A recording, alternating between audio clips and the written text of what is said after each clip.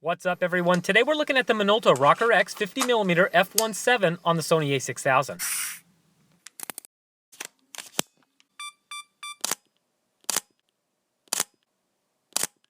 Okay, so here it is, the Minolta ROKKOR-X 50mm f1.7, and I did a video on this previously, a hands-on video without any audio, but I wanted to do a more complete video on this lens because I think these Minolta lenses are a great, affordable way to get into adapting lenses. Now, I picked this one up at my local thrift store for $10, and it came with the film camera that you see here.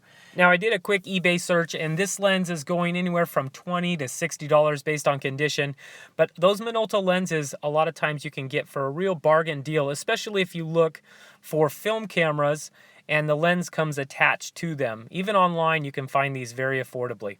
Now, the lens was made in Japan, and the exterior is constructed of metal and hard plastics. It's not the most solidly built vintage lens that I own, but the build quality definitely stacks up nice against today's modern lenses.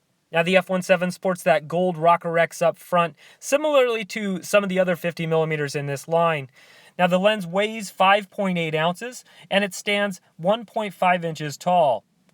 Now, focusing distance on this lens, you're going to go from infinity all the way down to 0.45 meters, or 1.5 feet, which is a good minimum focusing distance for these 50mm primes. That 0.45 meters is about as good as you're going to get.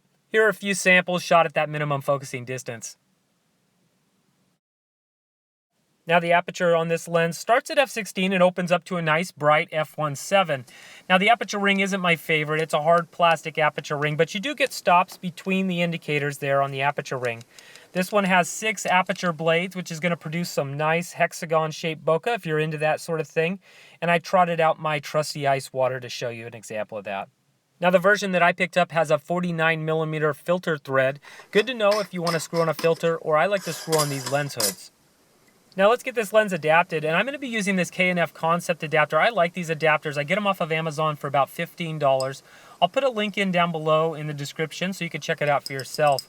But this is just a dumb adapter. There's no electronics on it, so you're not going to be able to control the aperture on your camera or your autofocus on your camera. You're going to have to do the focusing and the aperture control on the lens. So getting it onto the lens is simple. You just line up the dots and make a turn. Now, these adapters are really important. I like to call them the magical pieces of metal that allow us to bridge the old and the new, to bring these old lenses to our new cameras. Now, getting this lens, now that it's all adapted onto the camera, is really easy. Just line up the dots and make a turn. We could treat it like any other E-mount lens now. And I took a few shots just to show you what it looked like in the hand and around the neck.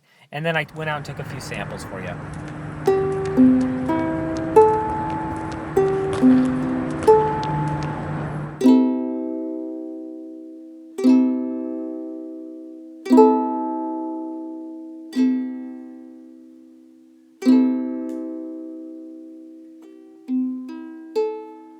Now, I always like to leave you with a little beta fish bokeh. And if you like this video, hit that like button. If you want to see more like it, go ahead and subscribe. And I always like to hear the comments. So leave a comment down below, and we'll see you next time.